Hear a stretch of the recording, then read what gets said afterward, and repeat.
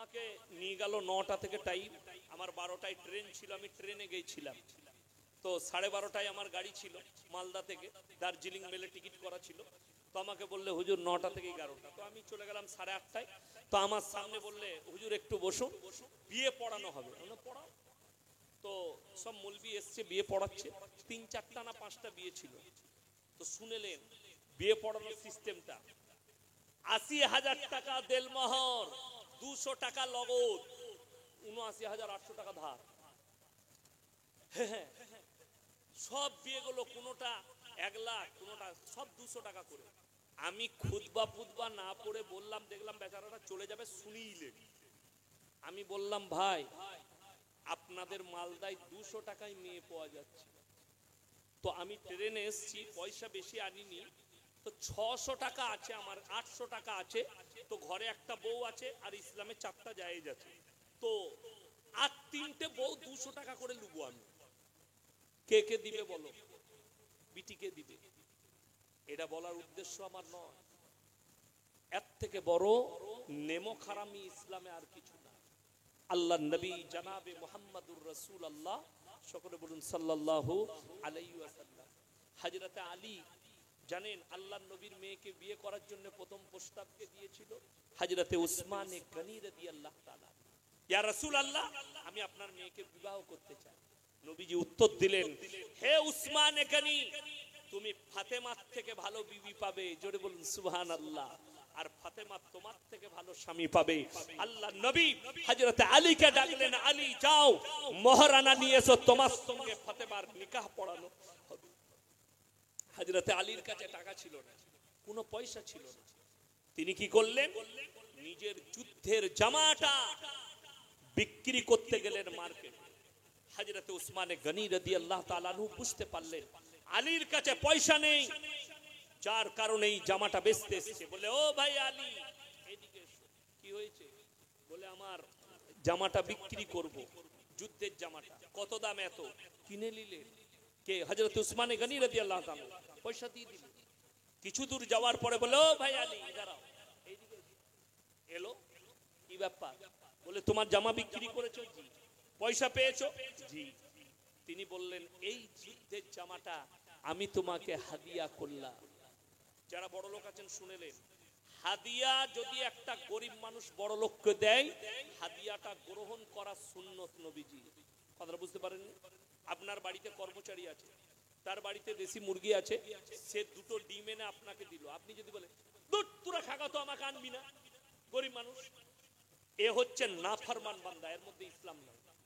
ইসলাম হচ্ছে, ও তুমি এনেছো, তোমার মুরগি আছে, আল্লাহ বরকত দেখ, দাও দাও, ডিমটা খাবো কালকে সিদ্ধ করে, সে খুশি হবে। কেন? নবীজি সাল্লাল্লাহু আলাইহি সাল্লাম হাদিয়া গ্রহণ করতেন এবং অনুমতি দিতেন, হাদিয়া গ্রহণ করো।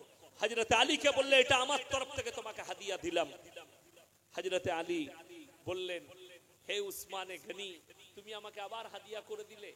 বললে, শোনো, আমি হচ্ছি ভাগ্যবান, আমার এই টাকাটা আল্লাহ নবী সাল্লাল্লাহু আলাইহি সাল্লামের মেয়ের বিয়েতে মহারানা হিসাবে কাজে লাগবে। জোরে বলুন সুবহানাল্লাহ। আমাদের দেশের লোক দেখানো বলে 1 লাখ টাকা রেখে দে, 80,000 টাকা ধার দিয়ে বাকিটা কি হবে? বলে বউকে বলবে মাফ করে দে। যারা মাফ করানোর জন্য 1 লাখ টাকা দেলমোহর বাঁধে, তারা কেলানি ছাড়া আর কিছু পাবে না কবর। লেখে লে। যদি বলেন হুজুর কি করব? তুমি কোটিপতি লোক, তোমার কাছে ক্যাশ টাকা নাই, তোমার কাছে ক্যাশ 20,000 আছে, 20,000 টাকাই দেলমোহর বেঁধে দাও লগদ। যদি বলেন মহারানাটা কি? মায়েরা শুনে যান, আপনারা শুনেন, মহারানা হচ্ছে বিবির হক। ওই টাকা স্বামী, শাশুড়ি, শ্বশুর কেউ জিজ্ঞেস করতে পারবে না বৌমাকে আর বিবিকে এই টাকাটা কোথায় খরচ করলে। যদি আমাদের দেশে সিস্টেম হচ্ছে এখন বিয়েতে দেখবেন মহারানার বদলে কি দেয়? কানের দুল দিচ্ছে, গলার হার দিচ্ছে, হাতের বালা দিচ্ছে। দিচ্ছে না, দেয় না? আমাদের বর্ধমানে হচ্ছে। বলে বাদ জোহর 1 লাখ টাকা, 1 লাখ টাকার জিনিস আছে। এরপর মহারানা মানে মেয়ের হক। সোনার জিনিসটা যদি মায়ের ঘরে রেখে চলে আসে, শাশুড়ি বলে, দেলমোহরের ওটা কি হলো গো? সেই শাশুড়ি 100% কবরে মার খাবে। চ্যালেঞ্জ বললাম এটা। যদি ওই জন্য তেলমোহরে সোনা দিবার প্রয়োজন নাই তোমার বৌমাকে, তুমি নগদ টাকা দাও, সেই টাকাটা সে দান করতে পারে, স্বামীকে দিতে পারে, শ্বশুরকে দিতে পারে, মাকে দিতে পারে, বাপকে দিতে পারে, শাশুড়িকে দিতে পারে, মসজিদে দান করে দিতে পারে। ওই টাকার হিসেব নিতে পাবে না পরিবারের লোক। এটা ইসলাম বলছি আমি, ইসলাম। একটা স্বামী স্ত্রী দ্বন্দ্ব হয়েছে, ছাড় হচ্ছে আমার এলাকায়, তো আমাকে বিচারে ডেকেছে। তো ছেলের বাপ বলছে আমি 50,000 টাকা দেলমোহর দিলাম। আমি জুতো দেখেছো আমার? বলে কেন হুজুর? আমি জুতো করে বাড়ি মারব।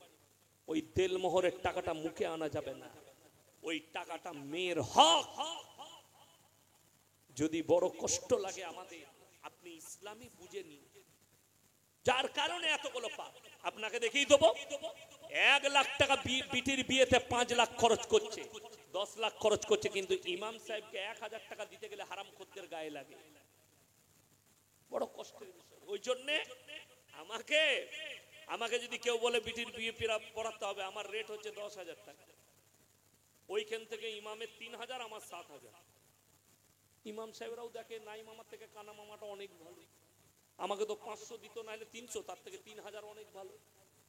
আমাকে যারা বলবে বিটির বিয়ে পড়াতে হবে, 10,000 টাকা রেট আছে আমার এলাকায়। যদি বলেন কলকাতায় এসে পড়াতে হবে, তাহলে 20,000 হয়ে যাবে। যদি বলেন আপনাকে দিয়ে বিয়ে পড়াবো না, তো তোর কে আমি পড়াতে যাবো? আমি গায়ে জোর করে তোর পড়াতে যাবো? আমি তো বিয়ে খেতেই ভালোবাসি না, সব হারাম বিয়ে হচ্ছে। ছেলে মেয়ে একটা প্যান্ডেলে খাচ্ছে, মেয়েদের পোশাক দেখে শয়তান লজ্জা পায়, যে কিরকম পোশাক পরে এসছে। আপনারা তো দূরের কথা, শয়তান লজ্জা পায়। বিটির বিয়েতে হিজড়ে না যাচ্ছে, বেটার বিয়েতে হারাম। হিজড়ে 5,000 টাকা দিয়ে কলকাতা থেকে হিজড়ে নিয়ে এসে নাচাচ্ছে, আর ইমাম সাহেবকে 1,000 টাকা দিতে গেলে এদের জিভ বেরিয়ে যায়। বাবুর্চির পয়সা মিটে গেছে, প্যান্ডেলের পয়সা মিটে গেছে, ডিজে বক্সের পয়সা মিটে গেছে, হিজড়ের পয়সা মিটে গেল। ইমামেরটা বিয়ে পড়ানোর বলছি হুজুর দেখা করবো ধারে। এ বাস্তব বলছি আমি, আমাদেরটাই ধারে। তাইলে এই কমের কখনো উন্নতি হতে পারে? যারা বলছে তোমাদেরটা ধারে, কষ্ট ওই জায়গায়। আমার ভাই, আমাদের দেশের নিয়ম, কতগুলো হারাম কাজ হয় বিয়েতে শুনেলেন। আপনাদের এখানে কি আছে জানি না, আমাদের বর্তমানে বীরভূমে আছে, মেয়েদের বিয়ে ঠিক হলে লগ্ন হয়, লগ্ন। সেখানে আবার আপনাদের পাঞ্চিনি হয়, কলকাতায় পাঞ্চিনি হয় না, হাওড়া হুগলি মিটিয়াবুরু যেগুলো পাঞ্চিনি হয়। ইসলামে যদি কোনো মৌলবি পাঞ্চিনি দেখিয়ে দিতে পারে, আমি জুতোর মালা পরবো ইনশাআল্লাহ। পাঞ্চিনিটা ইসলামে দেখিয়ে দিলে জুতোর মালা পরে নেবো আমি।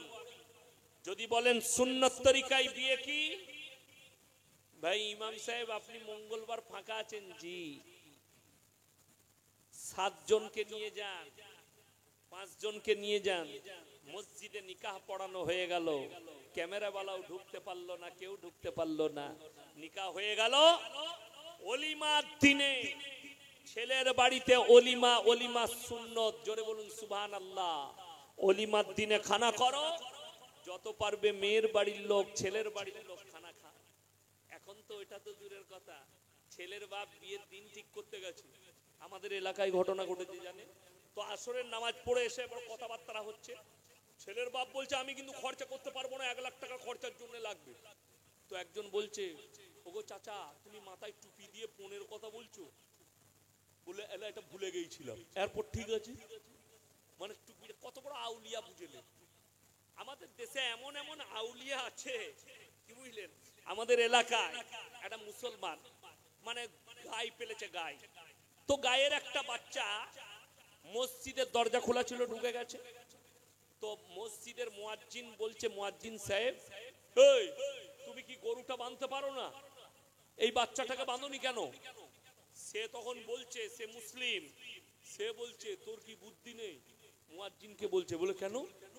বলে ও অবলা জন্তু বলে মসজিদে ঢুকেছে, আমাকে কোনোদিন দেখেছিস আমি ঢুকেছি?